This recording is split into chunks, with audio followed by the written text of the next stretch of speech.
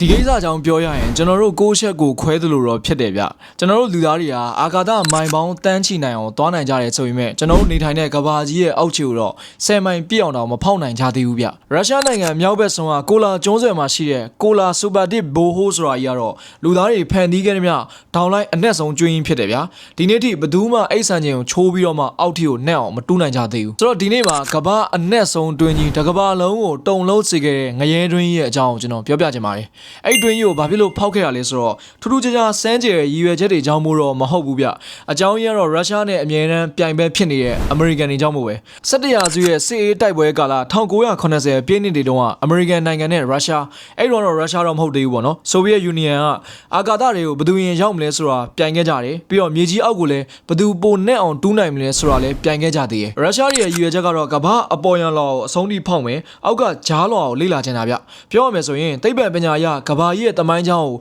ရှာဖွေဖို့စ조사ခဲ့တဲ့အကြီးမားဆုံးစီမံကိန်းကြီးပေါ့အဲ့ဒီတွင်းရဲ့အနက်က12.2 ကီလိုမီတာပေနဲ့ဆိုရင်4930ပေရှိရဗျဥပမာပေးရမယ်ဆိုရင်ကမ္ဘာအမြင့်ဆုံးဒီအေဝရက်တောင်ကြီးကိုပြောင်းပြန်လှန်ပြီးတော့အောက်ကိုစိုက်ထားမယ်ဆိုရင်တော့အောက်မှာပေပေါင်း1000ကျော်ကျန်နေသေးတဲ့အထိပဲနဲ့တာဗျာဒါပေမဲ့အထူးဆန်းဆုံးကအလောက်နဲ့တဲ့တွင်းရဲ့အဝကတော့ဒီ6လက်မပတ်လေပဲရှိတာကမ္ဘာအနက်ဆုံးတွင်းကိုတူးနေတဲ့အချိန်မှာသိပ္ပံပညာရှင်တွေကထင်တာအထက်ကိုပို့ပြီးတော့ထူးဆန်းတဲ့အရာနှစ်ခုကိုတွေ့ခဲ့ရဗျအဲ့ဒီတွင်းရဲ့အနက်4မိုင်အောက်လောက်မှာရေကိုတွေ့ခဲ့ရတယ်အပေါ်ကနေစိမ့်ဆင်းနေတဲ့ရေမျိုးမဟုတ်ဘဲနဲ့မြေအောက်ကတက်ထုတွေထဲကနေပြီးတော့ဖိအားကြောင့်ညစ်ထွက်လာတဲ့ရေမျိုးဗျနောက်တစ်ခုကတွင်းရဲ့အနက်2မိုင်ကျော်လောက်မှာနှစ်ပေါင်းဘီလီယံနဲ့ချီပြီးတော့တက်တန်းရှိတဲ့ပလန်တွန်လိုမျိုးအဏုဇီဝရုပ်ကြွင်းပေါင်း24မျိုးကိုထူးထူးဆန်းဆန်းအနေနဲ့တွေ့ခဲ့ရတယ်အစတော့သူတို့က15ကီလိုမီတာအနက်ထိတူးဖို့ရည်ရွယ်ထားကြတာဗျာဒါပေမဲ့1992ခုနှစ်မှာတော့အဲ့ဒီစီမံကိန်းကြီးကိုလုံးဝရပ်ဆိုင်းလိုက်တယ်။ဘာဖြစ်လို့ရပ်လိုက်ရလဲဆိုတော့တွင်းရဲ့အောက်ခြေမှာအပူချိန်ကသူတို့ခန့်မှန်းထားတဲ့100ဒီဂရီစင်တီဂရိတ်ရှိရမယ့်အစား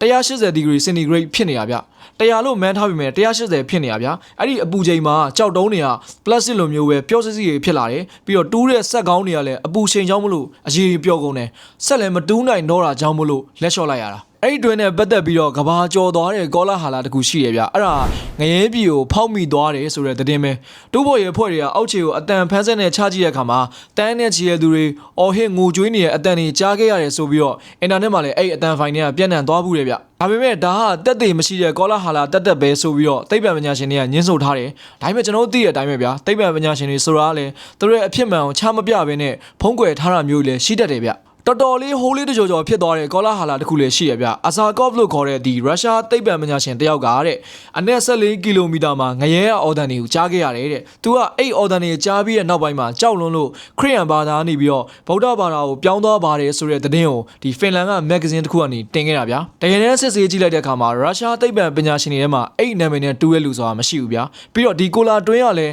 12.2ကီလိုမီတာလောက်ပဲနဲ့တာဗျာ14ကီလိုမီတာအထိဘယ်တော့မှမရောက်ခဲ့ဘူးထပ်ပြီးတော့အင်တာနက်မှာပြန့်သွားတဲ့ငရဲအော်ဒန်ဆိုတဲ့အတန်ဖိုင်ကလည်းတကယ်တမ်းတော့1982ခုနှစ်မှာထွက်ခဲ့တဲ့ဒီ Baron Black ဆိုတဲ့ရုပ်ရှင်တွေကအတန်တွေကို remix ပြန်လုပ်ထားတာဗျအခုချိန်မှာတော့အဲ့ဒီကဘာအနက်ဆုံးတွင်းရဲ့စီမံကိန်းတွေကစွန့်ပစ်ခံထားရတဲ့တန်ကြီးတက်တဲ့အဆောက်အုံဟောင်းတစ်ခုဖြစ်နေပါပြီတွင်းဝတော့တော်တော်လေးခိုင်ခန့်တဲ့တန်ပြားကြီးနဲ့အသေးပိတ်ထားပြီးတော့မူလီနဲ့ရိုက်ထားတယ်ဒေသခံတွေကတော့အခုချိန်ထိအဲ့ဒီနေရာကိုငရဲပြည်ရဲ့တကားဝလို့တင်စားပြီးတော့ခေါ်ဝေါ်နေကြတော့မယ်အဲ့ဒီတွင်းကကဘာအနက်ဆုံးတွင်းဆိုပေမဲ့အရှိဆုံးတွင်းတော့မဟုတ်ဗျနောက်ပိုင်းမှာကြီးရေနံတွင်းတွေကစောင်းပြီးတူးတာဗျသူ့ထက်ပိုရှင်းအောင်တူးနိုင်ခဲ့တဲ့ရေနံတွင်းတွေလည်းရှိတယ်ဒါပေမဲ့မြေပြင်ကနေဒီဒေါင်လိုက်အနက်ဆုံးမှာတော့ဒီတွင်းကအခုချိန်ထိအနက်ဆုံးဖြစ်စံချိန်တင်ထားတော့မယ်လက်ရှိအချိန်ဒီနေ့ခေတ်အထိကတော့ကျွန်တော်တို့ခြေထောက်အောက်မှာဘာရှိနေလဲဆိုတာကိုသိဖို့ကလကဘာကိုသွားတာထက်တောင်ပို့ပြီးတော့ခက်ခဲနေပါသေးတယ်ဆိုတော့ဘော်ရာတို့ရောဒီတွင်းနဲ့ပတ်သက်ပြီးတော့ဘယ်လိုမြင်လဲဗျသိပ္ပံပညာရှင်တွေကတကယ်ပဲတခုခုကိုဖုံးကွယ်ထားတာလားဒါမှမဟုတ်ကောလာဟာလာတက်ပဲလားကျွန်တော်တော့မလင်းပါ